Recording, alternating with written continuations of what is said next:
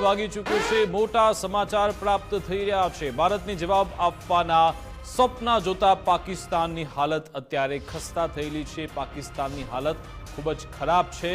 પાકિસ્તાનની નેવી અત્યારે હાથ પગ વગરની હોય તેવું લાગી રહ્યું છે। આ દ્રશ્યો પરથી તમે સમજી શકો છો એમની નેવી અત્યારે કાટ ખાયેલી છે, ખરાબ હાલતમાં છે। પાકિસ્તાનની બંને સબમરીન અત્યારે તેનું સમારકામ કરવાની નોબત છે। તમે સમજી શકો છો કેટલા સમયથી કાટ ખાયેલી હાલતમાં છે। પાકિસ્તાનની બંને સબમરીન અત્યારે ખરાબ સ્થિતિમાં છે, જેનું સમારકામ ચાલી રહ્યું છે। કરાચીના ડોકમાં હાલ સબમરીન પડી છે સમારકામ માટે। એક તરફ ખોટી ધમકી આપવામાં આવી રહી છે અને બીજી બાજુ તેમની સબમરીન અત્યારે ભંગાર હાલતમાં છે।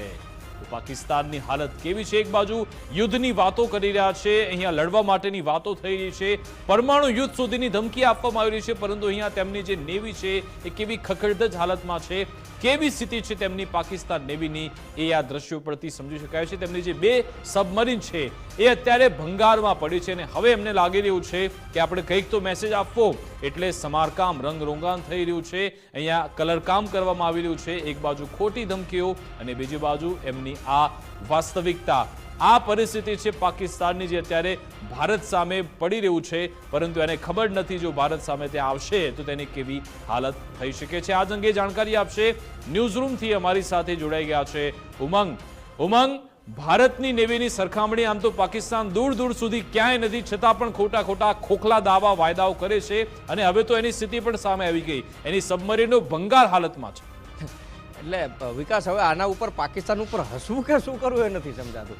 જે ડંફાસો મારી રહ્યા, આ બધું જે વાતો કરી રહ્યા છે, સૈન્ય બળની વાતો હોય, એમના લડાકુ વિમાનની વાતો હોય, અને હવે આ જે દ્રશ્યો સામે આવે છે કે સબમરીનના ઠેકાણા નથી, સમુદ્રમાં લડવા જેવું છે। પાછા એમ કહે છે કે અમે આમ મૂકી દીધું છે, આ બોર્ડર ઉપર બાંગ્લાદેશની જમીન ઉપર અમે જવાનો તૈનાત કરી દીધા છે, અમારા ફાઇટર વિમાન બધા તૈયાર છે। પણ પેલા જેલો કાટ લાગી ગયો છે, પાકિસ્તાનને કહેવું છે અહીંથી કે તમારી સબમરીનને કાટ લાગ્યો ને કાચ પેપર લઈને પેલા લોકોને ઘસવા બેહાડો, તો આજે નહીં તો 10-15 વર્ષે ક્યારેક તો કામ આવશે। અને ના બહુ હોય તો ભૂખમરો આમે પાકિસ્તાનમાં છે, તો એ કાટમાળ થઈ ગયો ને વેચીને બિચારા જે ત્યાં આગળ હવે પાણી માટે જે વલખા મારવાના છે એના માટે કંઈક મદદરૂપ કામ કરી લો, કારણ કે આનાથી તમે જંગ લડી શકો એ પરિસ્થિતિ તો તમારી છે નહીં। તો કાચ પેપર તમારા સૈનિકોનો લો કે પેલા લે અને સબમરીનને વ્યવસ્થિત પેલા ઘસે અને એને વેલ્ડિંગથી કટકા કરી નાખો, કારણ કે સમુદ્રના નીચે જઈ શકે એ પરિસ્થિતિમાં તો તમારી સબમરીન છે ને તમારી પોલ ખુલી જાય છે। અને આ બધું પાછી બિચારી ત્યાંની જે જનતા છે એમને ખબર નથી, પણ ના જ હોય ને,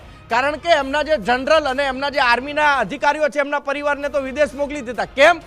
આટલા માટે જ કે ભાઈ અમારી પાસે જે સાધનો છે લડવા માટે ને તો કાટ ખાઈ ગયા છે, એટલે એમને તો ખબર જ છે કે આપણે લડી શકીએ એવું નથી, કે આપણા પરિવારને મહેફૂઝ રાખવા માટે વિદેશમાં મોકલી દો।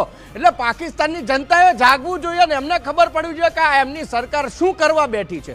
જે હવાતિયા મારતી હોય, એમ કહેતી હોય, અડિંગા બડિંગા મારતી હોય કે આટલું સૈન્ય બળ, આટલા મારા ફાઇટર પ્લેન, આટલી અમારી સબમરીન, આટલા મારા જહાજો, અમે જે પણ ભોગે લડી લેવા તૈયાર છીએ, તો પેલા ફરીથી કહીશ કે કાચ પેપર લઈ લે ને સાફ કરે। બીજી વાત કે એક તો તમારે ત્યાં મોંઘવારીએ માજા મૂકી છે, કારણ કે તમે ક્યાંય હવે મોઢું બતાવવા જેવા તો દુનિયામાં રહ્યા નથી, કારણ કે આજે આખો વિશ્વ ભારત સાથે ઊભો છે અને આતંકવાદને નેસ્તો નાબૂદ કરવા માટે ભારત જે તૈયારી કર્યું છે એમાં આખું વિશ્વ સાથે છે। અમેરિકા હોય, રૂસ હોય, તમામ દેશો છે એ સાથે ચાલી રહ્યા છે। ત્યારે મહત્વની વાત એ છે કે આ સબમરીનના કટકા વેલ્ડિંગથી જુદા કરીને મોંઘવારી જે છે ને એને ઘટાડવાના પહેલા પ્રયત્નો કરો તમે। ક્યાંક લોકોને એ ભંગારના પૈસા તમે વેચી નાખો, સબમરીનને તોડી, અને ભંગારના જે પૈસા હોય થોડું ઘણું તમારું જીડીપી જે ડાઉન થઈ ગયું છે એમાં લગભગ 1% ફેર પડે તો પણ સારું, કે જો કે આના ભાવ વધારે આવે ને બહુ એવું હોય તો એના કટકા કરીને અહીંયા ભારત મોકલી આપો। અમારે અલંગ શિપયાર્ડ છે, બ્રેકિંગ યાર્ડ, ત્યાંથી અમે સારા પૈસા આપીશું, કારણ કે આનાથી તમે લડી શકો એવું તો નથી જ। અને એક પછી એક પોલ ખુલી રહી છે। પાકિસ્તાન જે હવાતિયાઓ મારી રહ્યા છે ને એની પોલ આ બતાવે છે કે સબમરીનના ઠેકાણા નથી, ભારત સાથે અમને જંગ કરવી છે। વિકાસ, બિલકુલ આભાર ઉમંગ, તમામ જાણકારી આપવા બદલ, અમારી સાથે જોડાવા બદલ।